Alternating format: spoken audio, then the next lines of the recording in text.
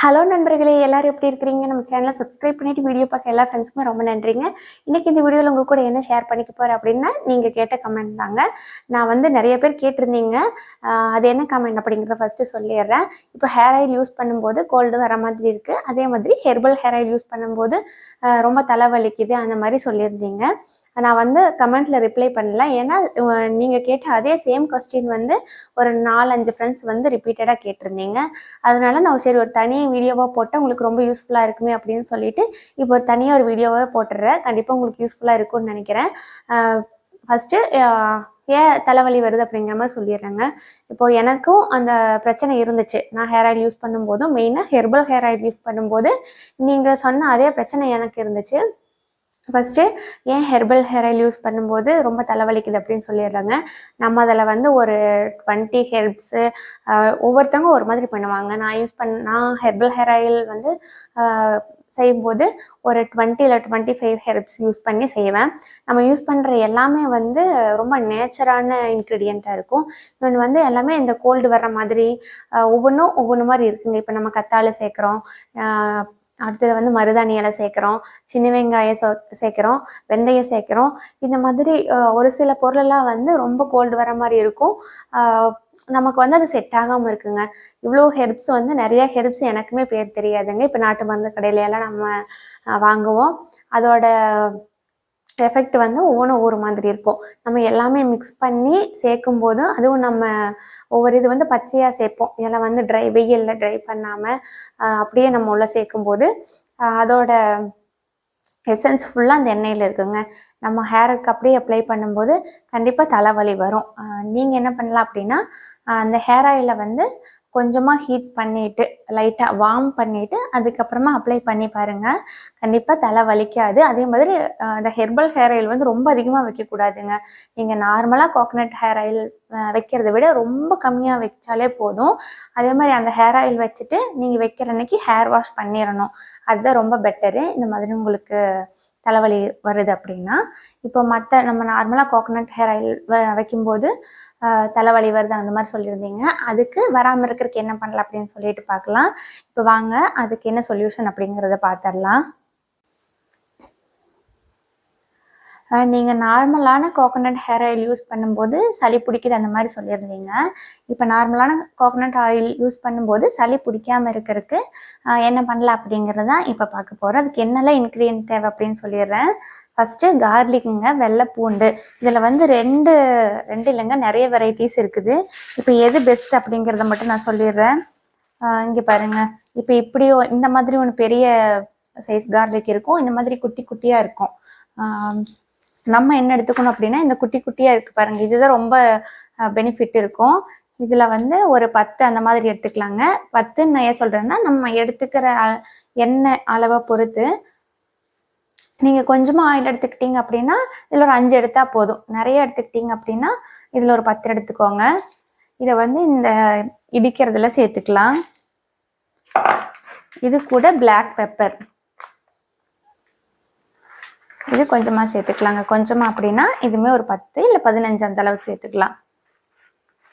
பாருங்க, இந்த அளவுக்கு எடுத்துருக்குறேன். இது ரெண்டும் ஒன்றா சேர்த்துடலாம். நான் நார்மலான கோகனட் ஆயில் எடுத்து வச்சுருக்கேங்க. இது ரெண்டையும் இடிச்சுக்கலாம். நம்ம வந்து அப்படியே கூட போடலாங்க, ஆனால் ரொம்ப வெடிக்கும், ரெண்டுமே வெடிக்கும். அதனால லைட்டாக தட்டிட்டு போட்டோம் அப்படின்னா இந்த எசன்ஸும் நல்லா இறங்கிக்கும். நம்ம எண்ணெய்க்குள்ளே போடும்போது வெடிக்காமல் இருக்குங்க. மெயினாக இந்த தீபாவளி டைம்ல எல்லாம் இந்த எண்ணெய் வச்சு குளிக்கிற பழக்கம் இருக்குது. அப்போல்லாம் என்ன பண்ணுவாங்க அப்படின்னா நல்லெண்ணெய் வச்சு தான் நம்ம குளிப்போம். மசாஜ் பண்ணிட்டு அந்த நல்லெண்ணெய் வச்சா எல்லாத்துக்கும் சளி பிடிக்கும். அதனால என்ன பண்ணுவாங்கன்னா, இந்த மாதிரி வெள்ளைப்பூண்டும் மிளகும் சேர்த்து எண்ணெயில் போட்டு காய்ச்சிட்டு அதுக்கப்புறம் தான் தலைக்கு எல்லாமே வைப்பாங்க. உடம்புக்கு தேய்க்கும் போது அப்படியே எண்ணெய் லைட்டாக வார்ம் பண்ணிட்டு தேய்ச்சிருவாங்க. தலைக்கு வைக்கும்போது மட்டும் இந்த மாதிரி பண்ணிட்டு தேய்ப்பாங்க. கண்டிப்பாக சளியே பிடிக்காது. நான் ரொம்ப வருஷமாக பார்த்துருக்கேங்க இந்த மாதிரி பண்ணி. நானும் ட்ரை பண்ணிட்டு தான் இருக்கேன். இந்த வின்டர் சீசனில் வந்து நார்மலாக ஹேர் ஆயில் வைக்கும்போது நான் இந்த மாதிரி பண்ணி காய்ச்சி வச்சிருவாங்க. அந்த எண்ணெய் தான் வச்சுக்கிட்டு இருக்கிறேன். இப்போ இதை வந்து காய்ச்சிடலாம்.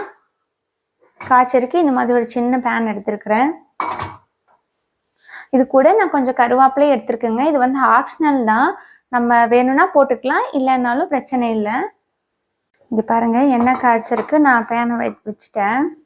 இது கூட எண்ணெய் சேர்த்துக்கலாம். லைட்டாக வார்ம் ஆனதுக்கப்புறமா, இந்த பேன் சூடானதுக்கப்புறமா எண்ணெய் சேர்த்துக்கலாம்.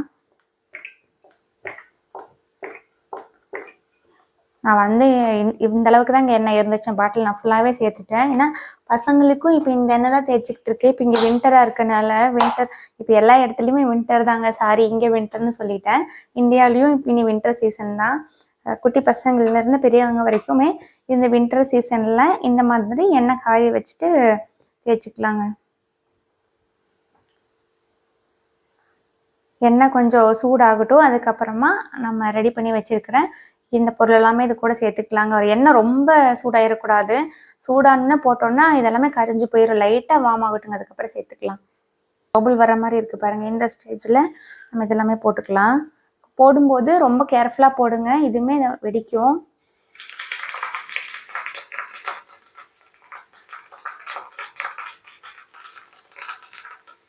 இது சிம்மில் வச்சுட்டு ஒரு 4-5 நிமிஷம் நம்ம அப்படியே வச்சிட்டோம் அப்படின்னா இந்த எசன்ஸ் எல்லாம் நல்லா இறங்கிடுங்க. அதுக்கப்புறம் ஃபில்டர் பண்ணி எடுத்துக்கலாம். ஃபில்டர் பண்ணாட்டியும் நம்ம இப்படியே கூட வச்சுக்கலாம். இங்கே பாருங்கள், இந்த மாதிரி இந்த ஸ்டேஜுக்கு வந்த உடனே இந்த மாதிரி கார்லிக் எல்லாம் வந்து கொஞ்சம் கரிஞ்சு வந்த உடனே நம்ம ஸ்டவ் ஆஃப் பண்ணிடலாம். ஆஃப் பண்ணினதுக்கப்புறமா நம்ம ஒரு பவுல்லையோ இல்லை நம்ம அது ஆறுனதுக்கப்புறமா நம்ம பாட்டிலில் ஸ்டோர் பண்ணி வச்சுக்கலாம். ஃபில்டர் பண்ணுறதுனா பண்ணிக்கலாங்க, இல்லைனாலும் பிரச்சனை இல்லை. ஃபில்டர் பண்ணாமல் வச்சா இன்னுமே எசன்ஸ் இதில் ஃபுல்லாக இறங்கிரும். ஹேர் ஆயில் நல்லா ஆறிடுச்சுங்க. இதுக்கப்புறம் நீ ஹேரில் அப்ளை பண்ணிக்கலாம். கொஞ்சம் வார்மாக இருக்கிறப்போ அப்ளை பண்ணிட்டோம் அப்படின்னா நமக்கு ஹெட் ஏக் வராமல் இருக்கும். அதே மாதிரி ஹெட்டில் வந்து ஸ்கேல்பில் பிளட் சர்க்குலேஷனுக்கும் நல்லா இருக்குங்க. இந்த கிளைமேட்டுக்கு நல்லா இப்போ சில்லுன்னு இருக்குது. இந்த கிளைமேட்டுக்கு வந்து கொஞ்சம் வார்மாக அப்ளை பண்ணுறதாங்க ரொம்ப பெஸ்ட்டு. இப்போ நம்ம இந்த வின்டர் சீசனில் வந்து நான் சொல்லியிருந்தேன், என்னோட நிறையா ஹேர் கேர் வீடியோஸில் நான் சொல்லிகிட்டே தான் இருக்குங்க, ஹேர் கேர் பண்ணுங்க, பண்ணாமல் இருக்காதீங்க அப்படின்னு. இப்போ பாருங்க, நான் என்னோடய ஹேருக்கு வந்து ஹேர் கேர் பண்ணிகிட்டே தான் இருக்கேன். அப்போவுமே வந்து முடியில் வந்து நிறைய ஸ்பிளிட்டன்ஸ் வந்து இருக்குது. நம்ம வந்து 100% வந்து எதுவுமே ஸ்டாப் பண்ண முடியாதுங்க. அது வந்து கொஞ்சம் கொஞ்சமாக தான் ஸ்டாப் பண்ண முடியும். இந்த நேச்சரை மீறி நம்மளால எதுவுமே பண்ண முடியுங்க. அந்தந்த சீசனுக்கு வர பிரச்சனைகள் எல்லாமே நமக்கு வந்துட்டே தான் இருக்குது. நம்ம எல்லா க்ரீம் இப்போது ஃபேஸ்க்கு வந்து க்ரீம் போடுறோம். அப்போவுமே வந்து அந்த வின்டரில் வந்து ஃபேஸ் வந்து ஒரு மாதிரி வெடிக்க தான் செய்யுது. அது மாதிரி நம்ம கண்ட்ரோல் தான் பண்ண முடியும். எல்லாமே 100% எதுவுமே ஸ்டாப் பண்ண முடியாதுங்க. ஹேர் ஃபாலுமே கொஞ்சம் கொஞ்சமாக தான் ஸ்டாப் ஆகிட்டு வரும். நம்ம ஹேர் ஆயிலோ இல்லை அதுக்குண்டான நம்ம ஹெல்தி ஃபுட் எடுக்கும்போது டக்குன்னு எல்லாமே ஸ்டாப் ஆகணும்னா எதுவுமே ஆகாதுங்க. எல்லாமே நம்ம தொடர்ந்து பண்ணிகிட்டே வரணும். நீங்களும் கண்டிப்பாக ஹேர் கேர் பண்ணிகிட்டே வாங்க, உங்கள் ரொட்டீனாக வச்சுக்கோங்க. இப்போ வந்து இந்த ஹேர் ஆயில் ஹேரில் அப்ளை பண்ணிக்கலாங்க. நல்லா வார்மாக இருக்கிறப்ப அப்ளை பண்ணிக்கலாம். ஃபஸ்ட்டு ஸ்கேல்ப்புக்கு வந்து அப்ளை பண்ணிக்கலாங்க. அப்ளை பண்ணிவிட்டு லைட்டாக ஒரு மசாஜ் கொடுத்துக்கலாம். இந்த ஹேர் ஆயிலில் இது வந்து நார்மலான கோகோனட் ஆயிலில் நான் பண்ணியிருக்கேங்க. ஹெர்பல் ஹேர் ஆயில் இது நீங்கள் பண்ணாதீங்க. ஹெர்பல் ஹேர் ஆயில் வந்து நம்ம பண்ணோன்னா இதோட யூஸ் இருக்காதுங்க, பெனிஃபிட் எதுவுமே இருக்காது. நிறைய அதில் நம்ம இன்க்ரீடியன்ட் நான் முன்னாடியே சொன்ன மாதிரி அதில் நம்ம நிறையா நேச்சுரலான இன்க்ரீடியன்ட் சேர்த்துருக்கோம். இது பண்ணோம் அப்படின்னா அது ஒர்க் ஆகாதுங்க. கோகோனட் ஆயிலோ இல்லை நல்லெண்ணெயோ இதெல்லாம் நீங்கள் அப்ளை பண்ணுறீங்க அப்படின்னா நீங்கள் இந்த மாதிரி பண்ணி யூஸ் பண்ணி பாருங்கள். கண்டிப்பாக தலை வலிக்கிறதோ சளி பிடிக்கிறதோ வராது.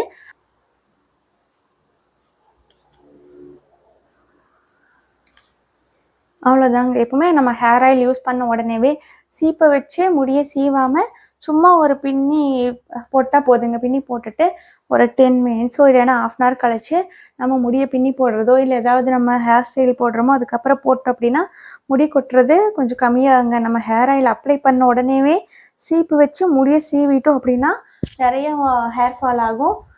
அப்படி இல்லை அப்படின்னா நம்ம முன்னாடியே சிக்கலாக எடுத்துட்டு அதுக்கப்புறமா ஹேர் ஆயில் யூஸ் பண்ணணும். அப்படி பண்ணி பாருங்கள். கண்டிப்பாக அவங்களோட ஹேரும் நல்லா ஹெல்த்தியான ஹேராக இருக்கும்.